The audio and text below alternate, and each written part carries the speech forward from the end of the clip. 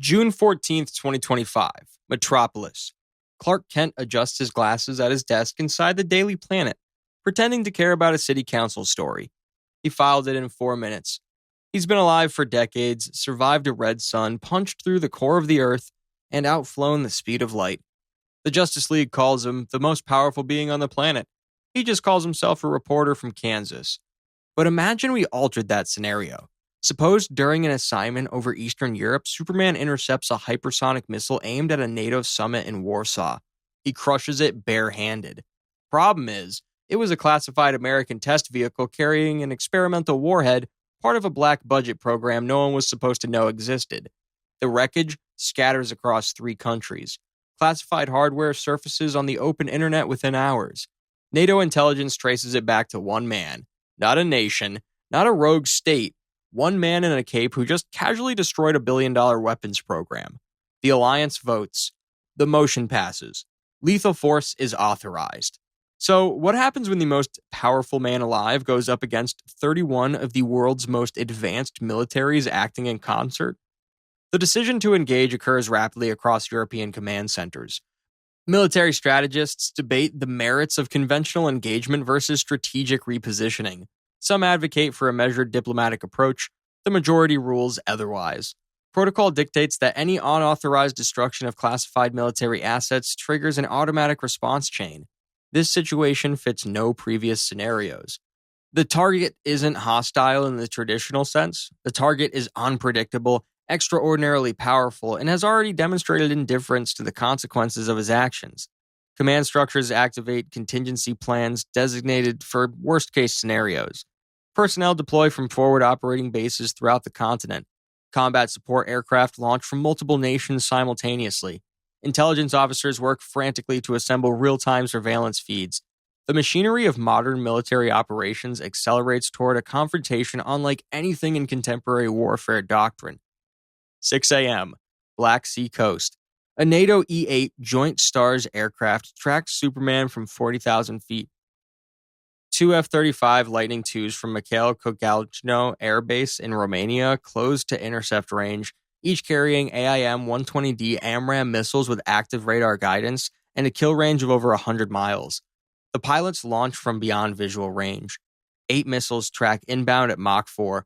In the comics, Superman once caught a kinetic strike rod dropped from orbit moving at 36,000 feet per second. That's Mach 32. AMRAAMs are a light jog. He plucks the missiles out of the air one by one, dropping them harmlessly into the ocean like someone collecting tennis balls. The F-35 pilots watch their radar screens show 8 clean intercept tracks, followed by 8 splashes. Superman hovers in place and waits. He's not even facing the jets. 6:30 a.m.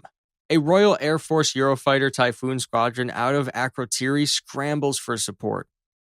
Each Typhoon carries AS-RAM short-range missiles and an internal Mauser cannon firing 1,750 rounds per minute. The pilots engage in coordinated passes from multiple altitudes. Every round connects. Superman doesn't move. Cannon fire sparks off his chest like gravel thrown at a wall. In DC Cannon, a point-blank nuclear detonation left him standing. Small arms fire doesn't register as a sensation. The Typhoon pilots burn through ammunition for 40 seconds straight. Superman folds his arms and watches them reload. Then he exhales. A sustained burst of freeze breath drops the ambient temperature around the squadron by 60 degrees Celsius in under 2 seconds. Fuel lines seize. Avionics glitch. 3 Typhoons lose engine power simultaneously and begin controlled descents. He makes sure they have time to recover. He's not here to kill anyone. Strategic reassessment occurs within minutes of the air engagement failure. The initial kinetic approach has yielded nothing but visible evidence of Superman's superiority. Command centers across NATO territory receive updated intelligence summaries. Conventional air superiority assets have proven ineffective. Ground-based systems await activation. Electronic warfare specialists prepare jamming arrays that will accomplish nothing. Logistics coordinators mobilize heavy armor from storage facilities across Central Europe. The decision calculus shifts toward overwhelming force through attrition. Perhaps sustained engagement across multiple domains simultaneously might produce unexpected results. Perhaps layered defenses across different weapon systems will reveal exploitable vulnerabilities. Perhaps he'll retreat rather than face escalation. These assumptions drive the next phase of operations forward. 7 a.m. NATO's Crisis Coordination Center in Brussels goes into full emergency session. Analysts are watching live thermal feeds. One target, no reaction to anything thrown at it. The Supreme Allied Commander authorizes the next tier. A U.S. Navy carrier strike group in the Mediterranean launches a full Tomahawk cruise missile salvo. 40 missiles in the air, each carrying 1,000 pounds of JDAM equivalent explosive. Terrain following at 550 miles per hour. Superman sees all 40. His vision processes the incoming tracks faster than any targeting computer alive. In the comics, his reaction speed is measured in attoseconds. That's a billionth of a second. He uses heat vision to detonate 38 of them at safe altitude. He catches the remaining 2 and sets them down on the water's surface like they're made of glass. The carrier group's radar shows 40 contacts, then 40 neutralized signatures in under 3 seconds. The tactical display goes quiet. On the bridge of the USS Gerald R. Ford, no one speaks for almost a minute. 8 a.m. Germany commits its Leopard 2A7 battalion.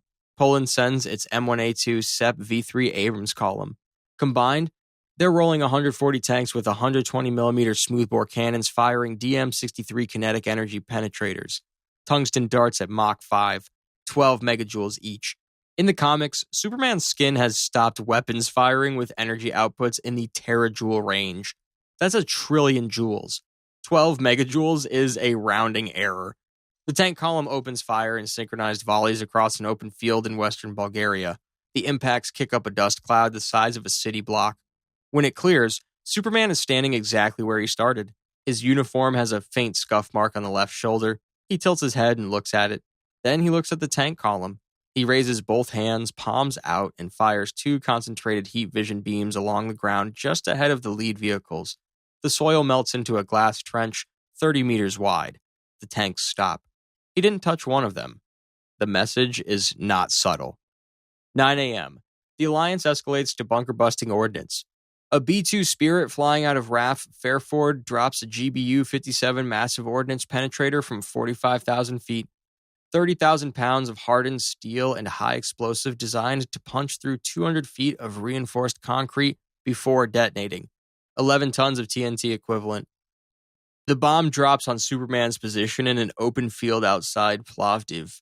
The crater is 80 meters wide. Seismic sensors across the Balkans register the impact. When the smoke clears, Superman is airborne, hovering above the crater, brushing dust off his cape.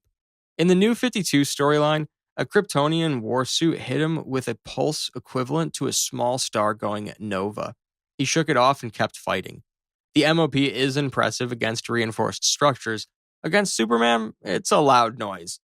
10 a.m. NATO's military committee convenes with the nuclear question on the table. The USS Rhode Island, an Ohio-class submarine in the Atlantic, sits with Trident II D5 missiles ready, W-88 warheads.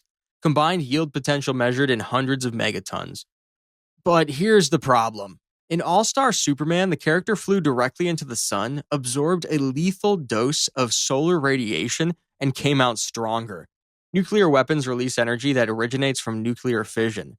The sun releases energy from nuclear fusion on a scale that makes every warhead ever built look like a candle. Superman absorbs solar radiation for power. A nuclear detonation in his vicinity might actually make things worse. The committee stares at that analysis for a long time. The order doesn't come. 11 a.m. A NATO liaison helicopter approaches Superman's position over the Bulgarian countryside with a white flag displayed on its fuselage. Superman lands, waits, and listens. He already heard the conversation inside Brussels from 900 kilometers away. He has super hearing calibrated to individual heartbeats. He knows what they were going to say before they said it. Final assessment: NATO versus Superman isn't a military problem. It was never a military problem. Bullets don't work, missiles don't work, bunker busters leave them mildly dusty. Nuclear options would devastate European civilian populations without guaranteeing any result against a man who charges up in direct sunlight. The scariest part isn't his offensive capability, it's the fact that he held back the entire engagement. He froze engines instead of melting them. He detonated missiles high instead of redirecting them. He drew a glass trench instead of going through the tanks themselves. The worst outcome NATO faced today was controlled. He chose that. In the comics, the entire reason Superman works within human institutions is because he decided to, not because he has to, not because anyone can enforce it. The Alliance's best strategic option against Superman has nothing to do with weapons platforms, strike packages, or yield calculations. It's making sure he stays interested in being one of the good guys. That comprises the full scope of my analysis. Should you wish to observe what transpires when Thor faces the combined military forces of the United States, activate the video now displayed on your screen.